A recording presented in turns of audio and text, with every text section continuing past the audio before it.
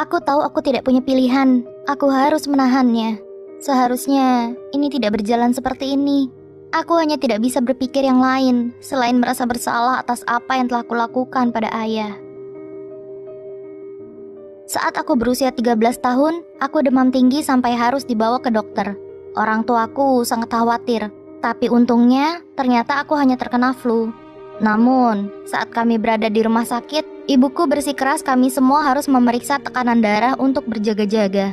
Ibu dan aku baik-baik saja, tapi untuk suatu alasan, tekanan darah ayah sangat tinggi hingga mereka membawanya ke ruang gawat darurat. Kami akhirnya melakukan semua tes yang diperlukan ayahku, dan saat kami kembali ke mobil, hari sudah larut malam. Beberapa hari kemudian, aku bisa melihat ibu semakin khawatir, tapi aku tidak tahu bagaimana cara untuk menenangkannya.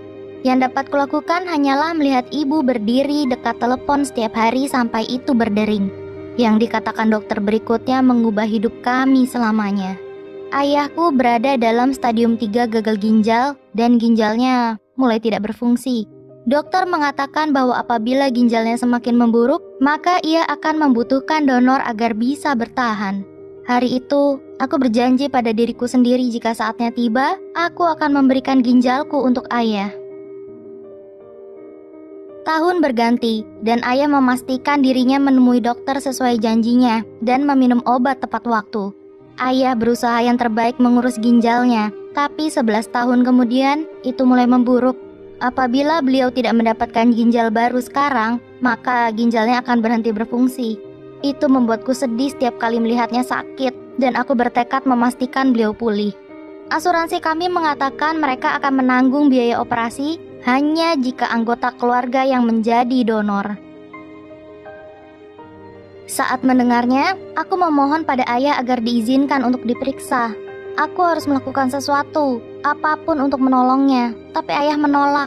Beliau mengatakan bahwa hal itu bertentangan dengan budaya apabila aku menjadi donor, dan aku masih memiliki hidup yang panjang ke depan yang harus kupikirkan. Tapi bagiku, seluruh hidupku adalah ayah. Akhirnya, sepupuku bersuara dan berkata ia akan menggantikanku melakukannya. Aku tahu ayah ingin melindungiku, tapi aku begitu marah karena ia tidak membiarkanku menolongnya. Tapi hasil sepupuku ternyata negatif. Ia tidak bisa menjadi donor ayah. Aku bisa lihat betapa stres ayah saat mengetahuinya dan menyakitkan melihatnya tidak mengizinkanku untuk membantu. Sampai di satu titik di mana aku menelponnya dan berkata padanya bahwa aku tidak akan menurutinya dan terbang ke India untuk diperiksa entah dia suka atau tidak. Ayahku akhirnya mengalah. Beliau tidak mengatakan apapun. Kututup telepon dan membeli tiketku.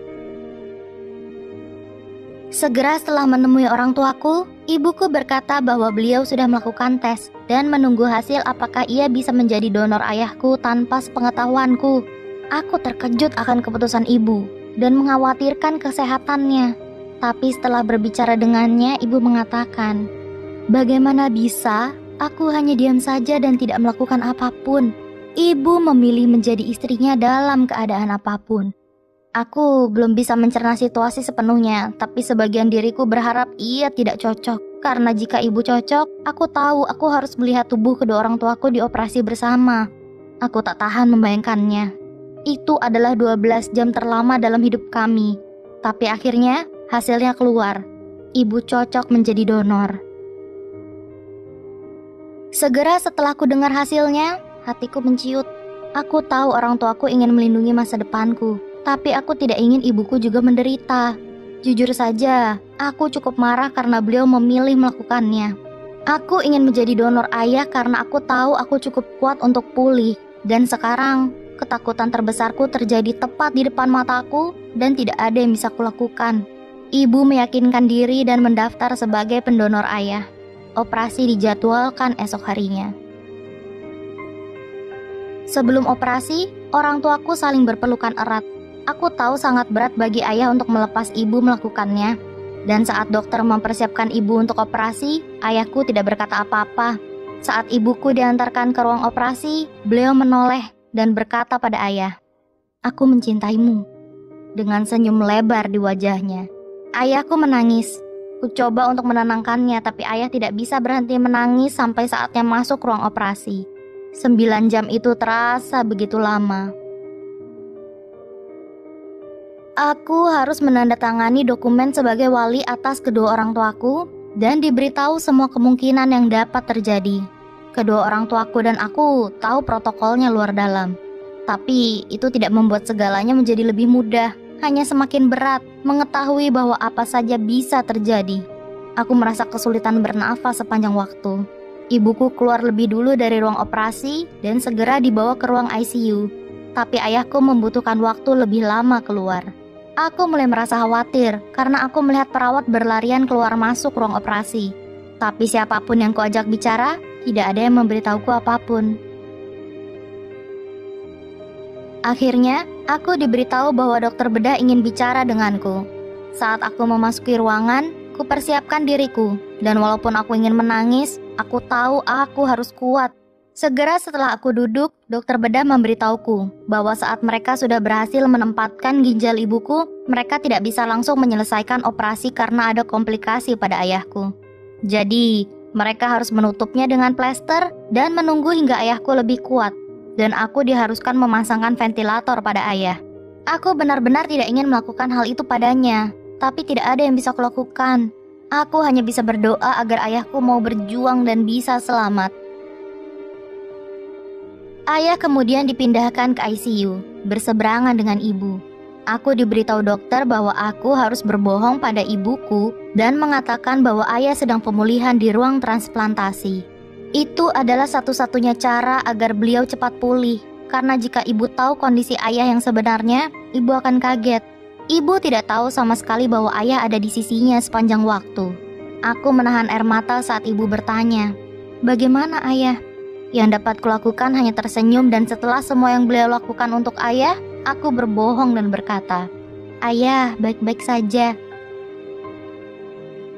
24 jam berikutnya terasa sangat lama. Jika ayah membutuhkan sesuatu, aku yang harus menandatangani persetujuannya. Itu terasa seakan hidupnya berada di tanganku. Dan kapanpun, aku bisa saja memilih keputusan yang salah. Yang dapat kulakukan adalah berharap bahwa aku melakukan hal yang benar. Berjam-jam berlalu, dan ibuku mulai sadar. Aku berusaha memberitahunya bahwa ayah berada di ruang peralihan untuk pemulihan. Tapi beliau terus bertanya apakah ayah ada di ruangan yang sama, karena ia bisa mendengar suaranya. Aku membeku sampai ke tulang. Karena ayah tidak pernah mengeluarkan suara selama beliau di sana. Dan hingga saat ini, aku masih tidak mengerti bagaimana ibu bisa tahu atau bisa mendengar ayah. Ayahku mulai sadar, tapi belum sepenuhnya.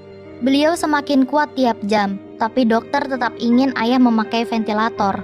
Apa yang dokter minta padaku berikutnya menghancurkan hatiku. Aku diminta menandatangani dokumen yang kupikir tidak akan pernah kulakukan. Mereka ingin aku menahan ayahku untuk memastikan beliau pulih lebih cepat. Mereka berkata itu untuk kebaikan beliau, tapi pikiran akan menahan ayahku dengan tali penahan membuatku sedih.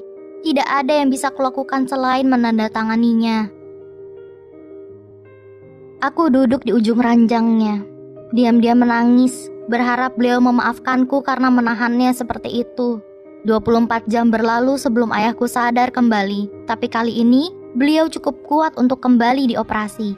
Para dokter mulai menjahitnya dan menempatkan ayahku di ruang transplantasi kali ini. Tidak ada yang diizinkan untuk memasuki ruangan kecuali ibuku. Walaupun ibu masih lemah karena operasi, beliau bergegas secepatnya untuk ayah. Mereka menunjukkan bekas luka masing-masing dan menangis bersama. Ayah berterima kasih pada ibu karena menyelamatkannya, dan ibu memeluknya erat. Hari itu, aku mulai menghargai hidupku sendiri.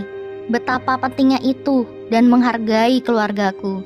Cinta antara orang tuaku menunjukkan padaku bahwa pada saat terberat pun, dengan cinta dan dukungan orang yang kita kasihi, kita dapat melalui apapun. Sudah 1 tahun sejak operasi itu, dan kedua orang tuaku sangat sehat dan bahagia lebih dari sebelumnya. Ku tatap bintang-bintang setiap hari, bersyukur mereka masih ada di sisiku, dan aku bersyukur mereka sehat. Orang tuaku adalah pahlawanku.